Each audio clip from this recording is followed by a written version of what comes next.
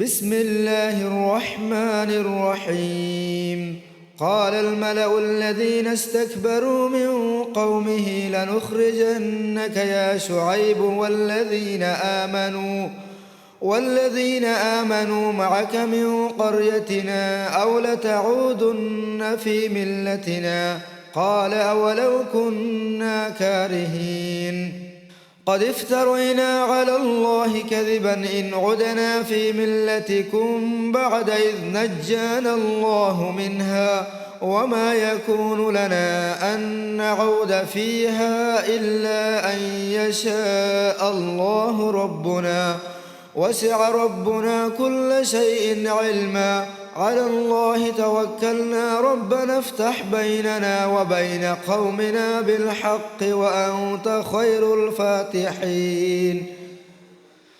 على الله توكلنا ربنا افتح بيننا وبين قومنا بالحق وأنت خير الفاتحين. وقال الملأ الذين كفروا من قومه لئن اتبعتم شعيبا إنكم إذا لخاسرون.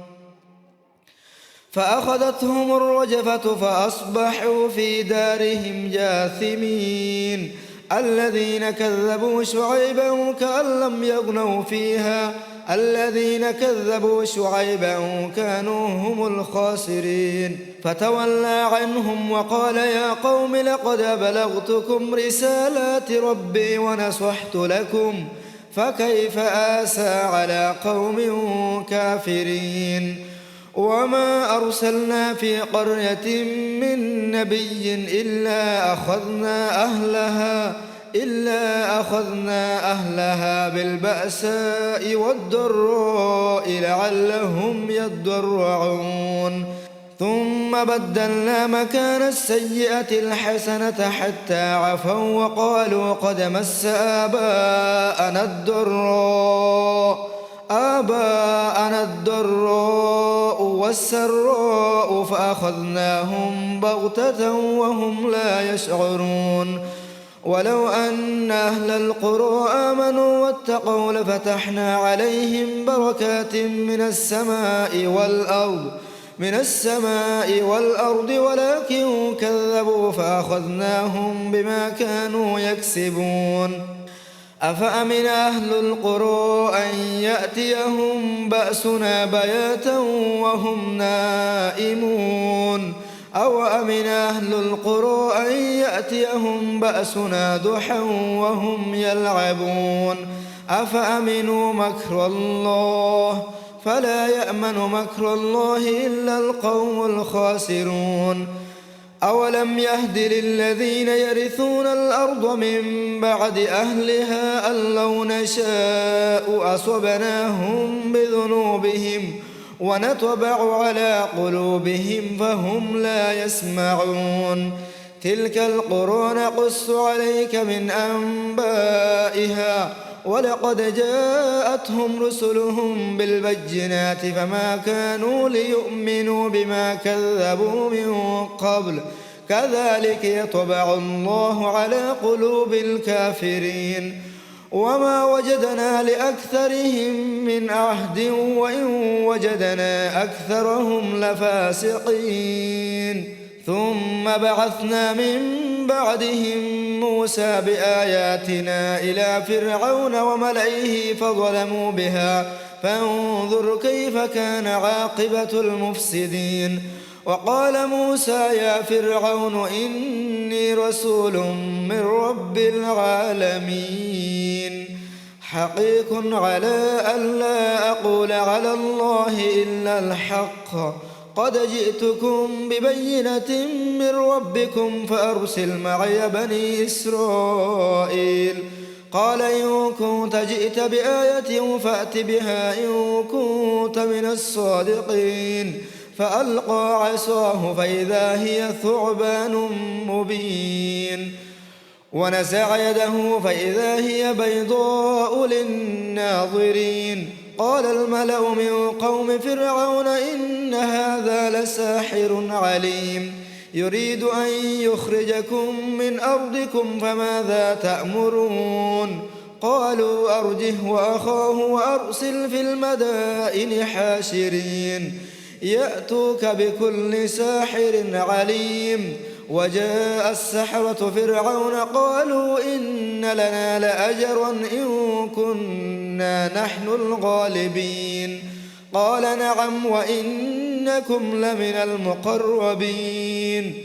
قالوا يا موسى إما أن تلقي وإما أن نكون نحن الملقين. قال ألقوا. فلما ألقوا سحروا أعين الناس واسترهبوهم وجاءوا بسحر عظيم.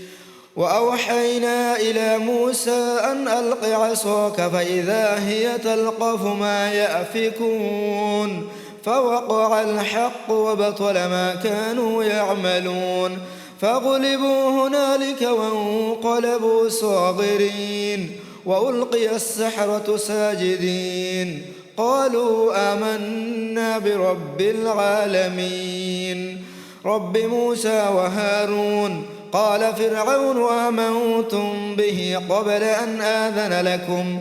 إن هذا لمكر مكرتموه في المدينة لتخرجوا منها أهلها فسوف تعلمون. لأقطعن أيديكم وأرجلكم من خلاف ثم لأصلبنكم أجمعين. قالوا إنا إلى ربنا منقلبون. وما تنقم منا إلا أن آمنا بآيات ربنا لما جاءتنا ربنا أفرغ علينا صبرا وتوفنا مسلمين. وقال الملأ من قوم فرعون أتذر موسى وقومه ليفسدوا في الأرض ويذرك وآلهتك قال سنقتل أبناءهم ونستحيي نساءهم وإنا فوقهم قاهرون. قال موسى لقومه استعينوا بالله واصبروا إن الأرض لله يورثها من يشاء من عباده والعاقبة للمتقين. قالوا أوذينا من قبل أن تأتينا ومن بعد ما جئتنا قال عسى ربكم أن يهلك عدوكم ويستخلفكم في الأرض فينظر كيف تعملون. ولقد أخذنا آل فرعون بالسنين ونقص من الثمرات لعلهم يذكرون. فإذا جاءتهم الحسنة قالوا لنا هذه وإن تصبهم سيئة يطيروا بموسى ومن معه ألا إنما طائرهم عند الله ولكن أكثرهم لا يعلمون. وقالوا مهما تأتنا به من آية لتسحرنا بها فما نحن لك بمؤمنين. فأرسلنا عليهم الطوفان والجراد والقمل والضفادع والدم آيات مفصلات فاستكبروا وكانوا قوما مجرمين. ولما وقع عليهم الرجز قالوا يا موسى ادع لنا ربك بما عهد عندك لئن كشفت عنا الرجز لنؤمنن لك ولنرسلن معك بني إسرائيل. فلما كشفنا عنهم الرجز إلى أجل هم بالغوه إذا هم ينكثون فانتقمنا منهم فأغرقناهم في اليم بأنهم كذبوا بآياتنا وكانوا عنها غافلين. وأورثنا القوم الذين كانوا يستضعفون مشارق الأرض ومغاربها التي باركنا فيها وتمت كلمة ربك الحسنى على بني إسرائيل بما صبروا ودمرنا ما كان يصنع فرعون وقومه وما كانوا يعرشون. وجاوزنا ببني إسرائيل البحر فأتوا على قوم يعكفون على أصنام لهم قالوا يا موسى اجعل لنا إلها كما لهم آلهة قال إنكم قوم تجهلون إن هؤلاء متبر ما هم فيه وباطل ما كانوا يعملون قال غير الله أبغيكم إلها وهو فضلكم على العالمين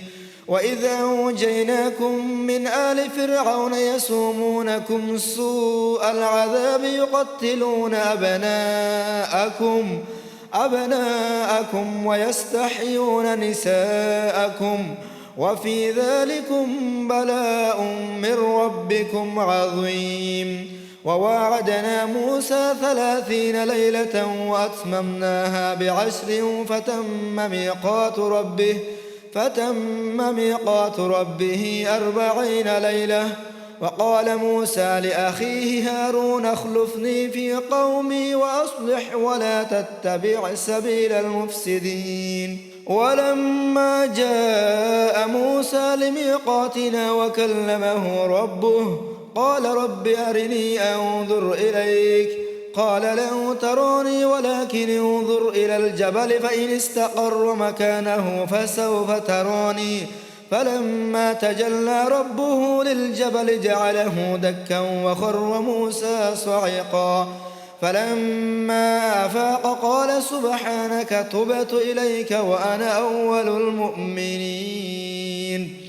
قال يا موسى إني اصطفيتك على الناس برسالاتي وبكلامي فخذ ما آتيتك وكن من الشاكرين وكتبنا له في الألواح من كل شيء موعظة وتفصيلا لكل شيء فخذها بقوة وأمر قومك يأخذوا بأحسنها سأريكم دار الفاسقين سأصرف عن آياتي الذين يتكبرون في الأرض بغير الحق وإن يروا كل آية لا يؤمنوا بها وإن يروا سبيل الرشد لا يتخذوه سبيلا وإن يروا سبيل الغي يتخذوه سبيلا ذلك بأنهم كذبوا بآياتنا وكانوا عنها غافلين والذين كذبوا بآياتنا ولقاء الآخرة حبطت أعمالهم هل يجزون إلا ما كانوا يعملون واتخذ قوم موسى من بعده من حليهم عجلا جسدا له خوار ألم يروا أنه لا يكلمهم ولا يهديهم سبيلا اتخذوه وكانوا ظالمين ولما سقط في أيديهم ورأوا أنهم قد ضلوا قالوا لئن لم يرحمنا ربنا ويغفر لنا لنكونن من الخاسرين ولما رجع موسى إلى قومه غضبان آسفا قال بئس ما خلفتموني من بعدي أعجلتم أمر ربكم وألقى الألواح وأخذ برأس أخيه يجره إليه قال ابن أم إن القوم استضعفوني وكادوا يقتلونني فلا تشمت بي الأعداء ولا تجعلني مع القوم الظالمين قال رب اغفر لي ولأخي وأدخلنا في رحمتك وأنت أرحم الراحمين إن الذين اتخذوا العجل سينالهم غضب من ربهم وذلة في الحياة الدنيا وكذلك نجزي المفترين والذين عملوا السيئات ثم تابوا من بعدها وآمنوا إن ربك من بعدها لغفور رحيم ولما سكت عن موسى الغضب أخذ الألواح وفي نسختها هدى ورحمة للذين هم لربهم يرهبون واختار موسى قومه 70 رجلا لميقاتنا ولما سكت عن موسى الغضب أخذ الألواح وفي نسختها هدى ورحمة للذين هم لربهم يرهبون واختار موسى قومه 70 رجلا لميقاتنا فلما أخذتهم الرجفة قال رب لو شئت أهلكتهم من قبل وإياي أتهلكنا بما فعل السفهاء منا إن هي إلا فتنتك تضل بها من تشاء وتهدي من تشاء أنت ولينا فاغفر لنا وارحمنا وأنت خير الغافرين واكتب لنا في هذه الدنيا حسنة وفي الآخرة إنا هدنا إليك قال عذابي أصيب به من أشاء ورحمتي وسعت كل شيء فسأكتبها للذين يتقون ويؤتون الزكاة والذين هم بآياتنا يؤمنون الذين يتبعون الرسول النبي الأمي الذي يجدونه مكتوبا عندهم في التوراة والإنجيل يأمرهم بالمعروف وينهاهم عن المنكر ويحل لهم الطيبات ويحرم عليهم الخبائث ويدع عنهم إسرهم والأغلال التي كانت عليهم فالذين آمنوا به وعزروه ونصروه واتبعوا النور الذي أنزل معه أولئك هم المفلحون قل يا أيها الناس إني رسول الله إليكم جميعا الذي له ملك السماوات والأرض لا إله إلا هو يحيي ويميت فآمنوا بالله ورسوله النبي الأمي الذي يؤمن بالله وكلماته واتبعوه لعلكم تهتدون ومن قوم موسى أمة يهدون بالحق وبه يعدلون وقطعناهم 12 أسباطا أمما وأوحينا إلى موسى إذ استسقاه قومه أن اضرب بعصاك الحجر فانبجست منه 12 عينا قد علم كل أناس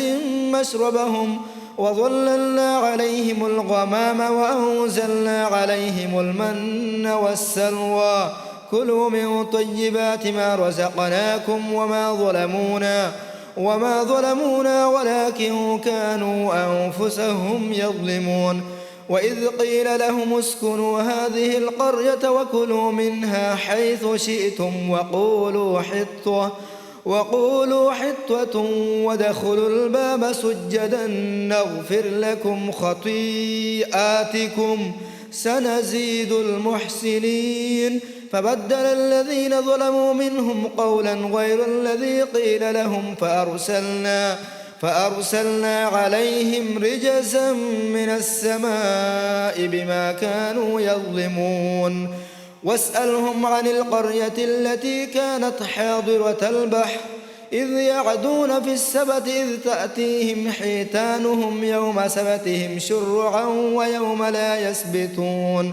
لا تأتيهم كذلك نبلوهم بما كانوا يفسقون وإذ قالت أمة منهم لم تعظون قوما الله مهلكهم أو معذبهم عذابا شديدا قالوا معذرة إلى ربكم ولعلهم يتقون فلما نسوا ما ذكروا به أنجينا الذين ينهون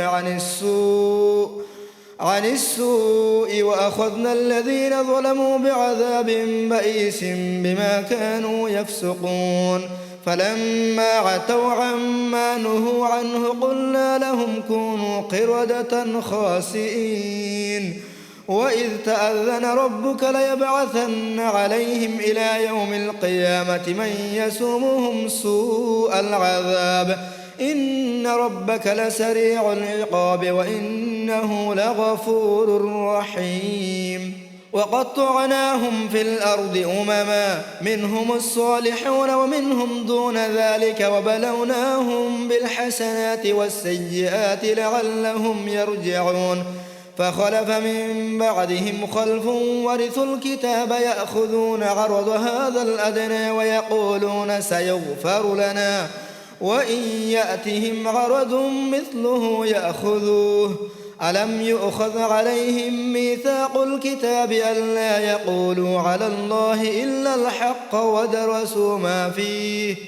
والدار الآخرة خير للذين يتقون أفلا تعقلون والذين يمسكون بالكتاب وأقاموا الصلاة إنا لا نضيع أجر المصلحين وإذ نتقنا الجبل فوقهم كأنه ظلة وظنوا أنه واقع بهم خذوا ما آتيناكم بقوة واذكروا ما فيه لعلكم تتقون وإذ أخذ ربك من بني آدم من ظهورهم ذريتهم وأشهدهم على أنفسهم ألست بربكم قالوا بلى شهدنا أن تقولوا يوم القيامة إنا كنا عن هذا غافلين أو تقولوا إنما أشرك آباؤنا من قبل وكنا ذرية من بعدهم أفتهلكنا بما فعل المبطلون وكذلك نفصل الآيات ولعلهم يرجعون واتل عليهم نبأ الذي آتيناه آياتنا فانسلخ منها فأتبعه الشيطان فكان من الغاوين ولو شئنا لرفعناه بها ولكنه أخلد إلى الأرض واتبع هواه فمثله كمثل الكلب إن تحمل عليه يلهث أو تتركه يلهث ذلك مثل القوم الذين كذبوا بآياتنا فقصص القصص لعلهم يتفكرون ساء مثلا القوم الذين كذبوا بآياتنا وأنفسهم كانوا يظلمون من يهد الله فهو المهتدي ومن يضلل فأولئك هم الخاسرون ولقد ذرأنا لجهنم كثير من الجن والإنس لهم قلوب لا يفقهون بها ولهم أعين لا يبصرون بها ولهم آذان لا يسمعون بها أولئك كالأنعام بل هم أضل أولئك هم الغافلون ولله الأسماء الحسنى فدعوه بها وذروا الذين يلحدون في أسمائه سيجزون ما كانوا يعملون وممن خلقنا أمة يهدون بالحق وبه يعدلون والذين كذبوا بآياتنا سنستدرجهم من حيث لا يعلمون وأملي لهم إن كيدي متين أولم يتفكروا ما بصاحبهم من جنة إن هو إلا نظير مبين أولم ينظروا في ملكوت السماوات والأرض وما خلق الله من شيء وأن عسى أن يكون قد اقترب أجلهم فبأي حديث بعده يؤمنون من يضلل الله فلا هادي له ويذرهم في طغيانهم يعمهون يسألونك عن الساعة أيان مرساها قل إنما علمها عند ربي لا يجليها لوقتها إلا هو ثقلت في السماوات والأرض لا تأتيكم إلا بغتة يسألونك كأنك حفي عنها قل إنما علمها عند الله ولكن أكثر الناس لا يعلمون قل لا أملك لنفسي نفعا ولا ضرا إلا ما شاء الله ولو كنت أعلم الغيب لاستكثرت من الخير وما مسني السوء إن أنا إلا نذير وبشير لقوم يؤمنون هو الذي خلقكم من نفس واحدة وجعل منها زوجها ليسكن إليها فلما تغشاها حملت حملا خفيفا فمرت به فلما أثقلت دعوا الله ربهما لئن آتيتنا صالحا لنكونن من الشاكرين فلما آتاهما صالحا جعلا له شركاء فيما آتاهما فتعالى الله عما يشركون أيشركون ما لا يخلق شيئا وهم يخلقون ولا يستطيعون لهم نصرا ولا أنفسهم ينصرون وإن تدعوهم إلى الهدى لا يتبعوكم سواء عليكم أدعوتموهم أم أنتم صامتون إن الذين تدعون من دون الله عباد أمثالكم فدعوهم فليستجيبوا لكم إن كنتم صادقين ألهم أرجل يمشون بها أم لهم أيدي يبطشون بها أم لهم أعين يبصرون بها أم لهم آذان يسمعون بها قل ادعوا شركاءكم ثم كيدون فلا تنظرون إن وليي الله الذي نزل الكتاب وهو يتولى الصالحين والذين تدعون من دونه لا يستطيعون نصركم ولا أنفسهم ينصرون وإن تدعوهم إلى الهدى لا يسمعوا وتراهم ينظرون إليك وهم لا يبصرون خذ العفو وأمر بالعرف وأعرض عن الجاهلين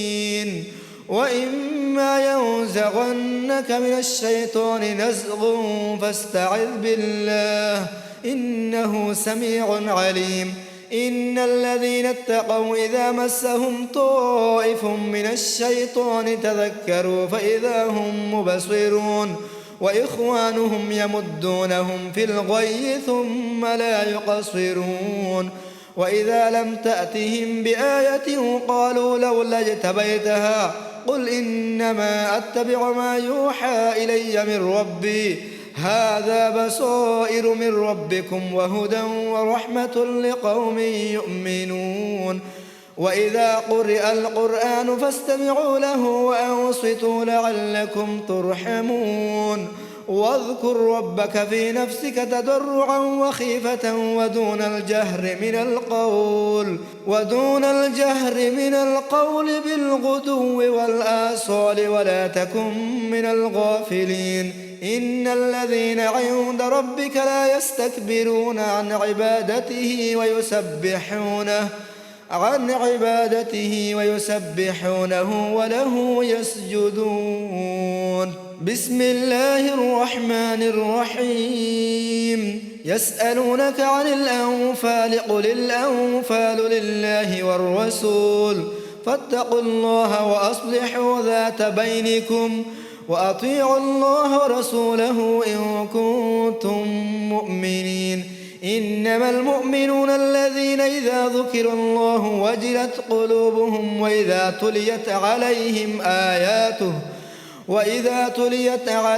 آياته زادتهم إيمانا وعلى ربهم يتوكلون الذين يقيمون الصلاة ومما رزقناهم ينفقون أولئك هم المؤمنون حقا لهم درجات عند ربهم ومغفرة ورزق كريم كما أخرجك ربك من بيتك بالحق وإن فريقا من المؤمنين لكارهون يجادلونك في الحق بعدما تبين كأنما يساقون إلى الموت وهم ينظرون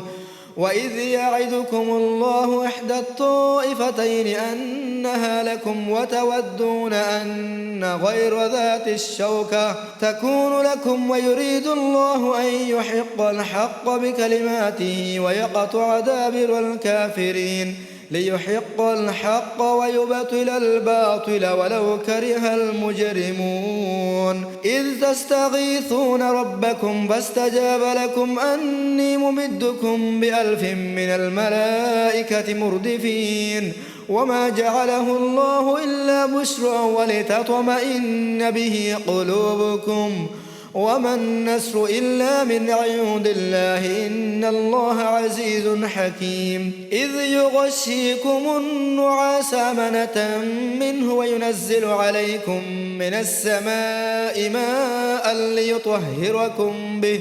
ليطهركم به ويذهب عنكم رجز الشيطان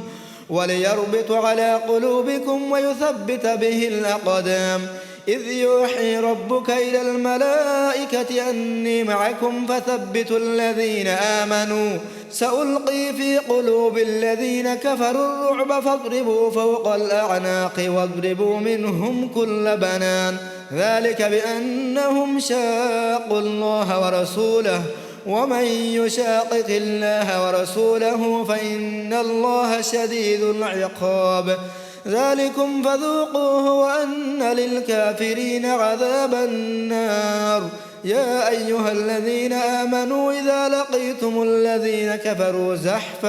كفروا زحفا فلا تولوهم الأدبار ومن يولهم يومئذ دبره إلا متحرفا لقتال أو متحيزا إلى فئة فقد باء بغضب من الله ومأواه جهنم وبئس المصير فلم تقتلوهم ولكن الله قتلهم وما رميت إذ رميت ولكن الله رمى وليبلي المؤمنين منه بلاء حسنا إن الله سميع عليم ذلكم وأن الله موهن كيد الكافرين إن تستفتحوا فقد جاءكم الفتح وإن تنتهوا فهو خير لكم وإن تعودوا نعد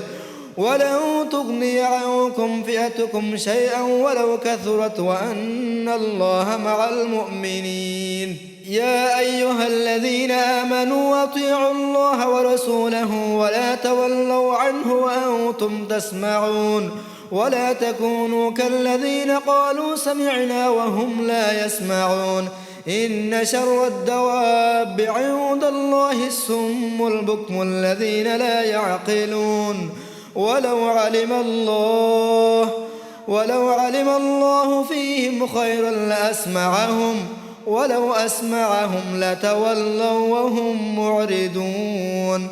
يا أيها الذين آمنوا استجيبوا لله وللرسول إذا دعاكم لما يحييكم واعلموا أن الله يحول بين المرء وقلبه وأنه إليه تحشرون واتقوا فتنة لا تصيبن الذين ظلموا منكم خاصة واعلموا أن الله شديد العقاب واذكروا إذ أنتم قليل مستضعفون في الأرض تخافون أن يتخطفكم الناس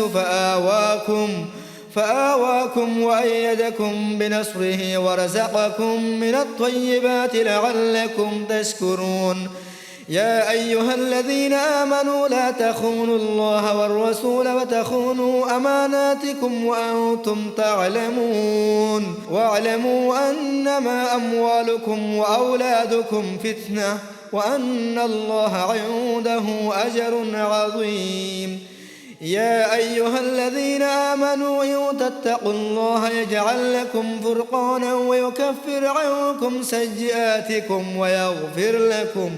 والله ذو الفضل العظيم وإذ يمكر بك الذين كفروا ليثبتوك ويقتلوك ويخرجوك ويمكرون ويمكر الله والله خير الماكرين وإذا تتلى عليهم آياتنا قالوا قد سمعنا لو نشاء لقلنا مثل هذا إن هذا إلا أساطير الأولين وإذ قالوا اللهم إن كان هذا هو الحق من عندك فأمطر علينا حجارة من السماء أو ائتنا بعذاب أليم وما كان الله ليعذبهم وأنت فيهم وما كان الله معذبهم وهم يستغفرون وما لهم ألا يعذبهم الله وهم يصدون عن المسجد الحرام وما كانوا أولياءه إن أولياؤه إلا المتقون ولكن أكثرهم لا يعلمون وما كان صلاتهم عند البيت إلا مكاء